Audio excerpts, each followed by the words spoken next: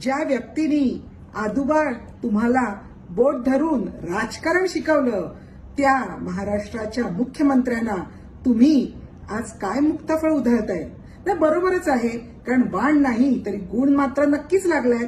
याचं कारण तुमचे सध्याचे गुरु कोण आहेत? तर ज्या खिचडी चोर ज्या आहेत त्या कचोरी ताई, त्याचप्रमाणे पत्राचाळीमधले आरोपी विश्वप्रवक्ते संजय राऊतजी.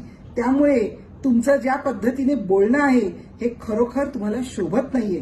तुम्हाला खरं तर नीचपणा म्हणजे काय हे जर ऐकायचं असेल तर मी तुम्हाला विचारू इच्छिते की दिशा सालियनच्या संदर्भात तुम्ही केलात त्याला नीचपणा म्हणतात.